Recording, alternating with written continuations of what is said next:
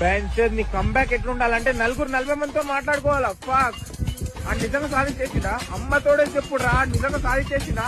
అరే అని bad time ఉన్నప్పుడే అంత గుద్దల్దాం కదరా. ఇంకా అనుకుని సాధిస్తే మనం ఒక్కొక్కటి గుద్ద చెక్కేస్తున్నాడు.